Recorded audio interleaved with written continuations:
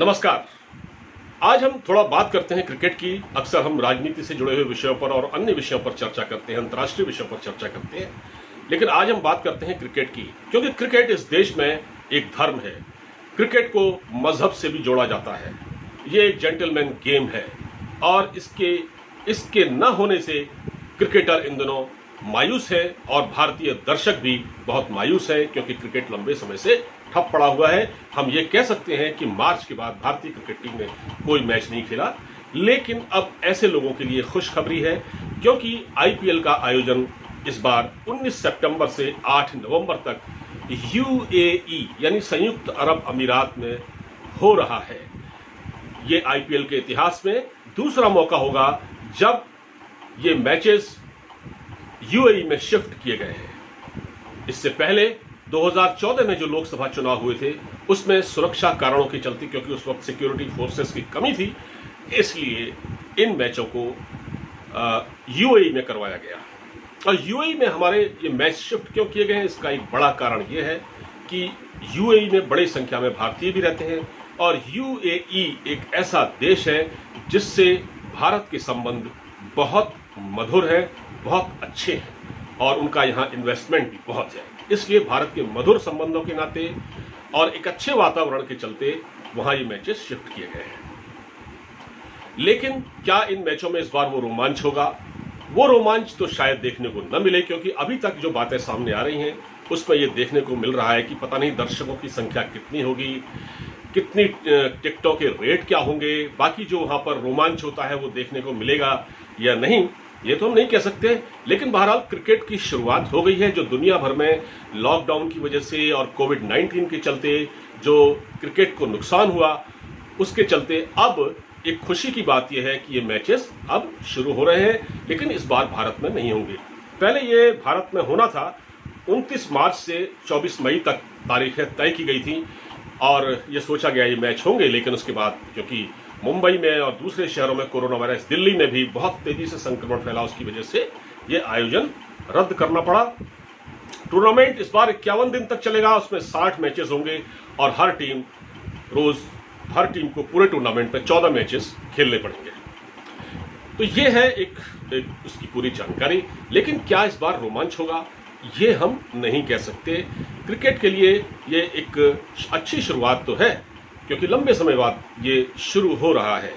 महेंद्र सिंह धोनी जो कि Chennai super Kings के कप्तान है, ऐसा सुना जा रहा है कि अगस्त के पहले हफ्ते में या दूसरे हफ्ते में यूएई पहुंच जाएंगे, क्योंकि भारतीय खिलाड़ियों ने अभी प्रैक्टिस नहीं की है लंबे समय तक, तो उनको अभ्यास का भी मौका मिलेगा।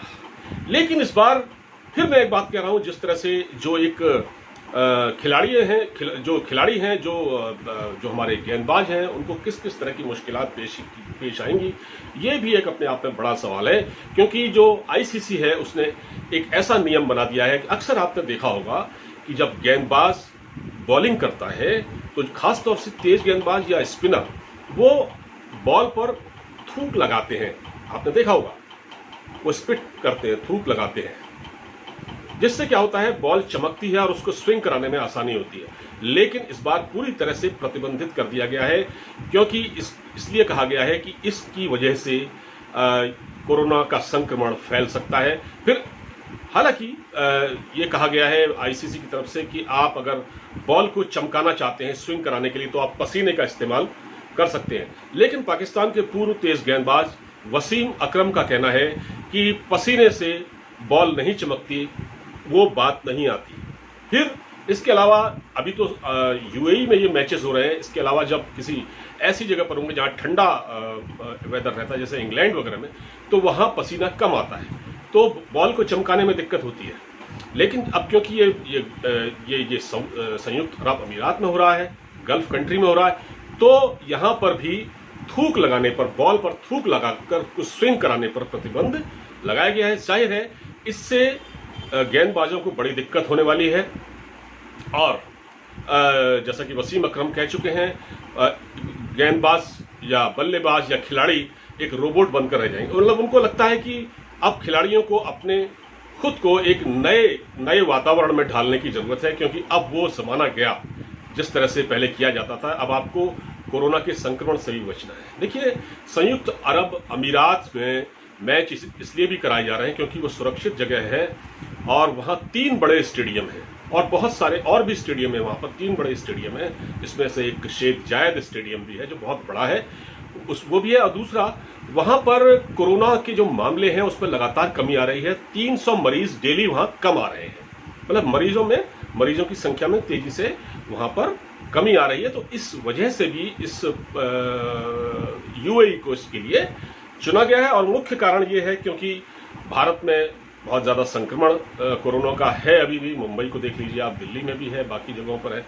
तो टीमें भी नहीं आना चाहेंगी, इसलिए इस न्यूट्रल प्लेस को इस बहुत ठीक मानते हुए इसको चुना गया है। लेकिन जहां तक रोमांच का सवाल है, तो क्रिकेट में जो रोमांच देखने को मिलता है, जो चौके छक्कों की बरसात देखने को मिलती है, वो तो हो सकता है देखने को मिले, लेकिन जो दर्शक संख्या है वो कितनी होगी, इस पर अभी कोई कुछ भी तय नहीं हो पाया है। इस पर बातचीत चल रही है और सारी जो टीमें हैं, फ्रेंचाइजी हैं, उनसे बातचीत की जा रही है और इस पर लगातार मीटिंगें हो रही हैं कि कैसे किया जाए, क्या किया जाए। और सारे मैचेस रात, डे एंड नाइट जो होता है वो उस तरह से होंगे।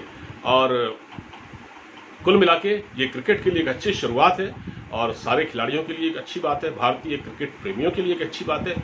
लेकिन इस बार वो थ्रिल शायद देखने को न मिले जो हमेशा देखने को मिलता था। तो फिलहाल मैंने थोड़ी सी इस बारे में आपसे बातचीत की। अगर आपको वीडियो अच्छा लगा हो तो उसे शेयर कीजिएगा। अब मुझे इजाज़त दीजिए, अपना ख्याल रखिए, नमस्कार।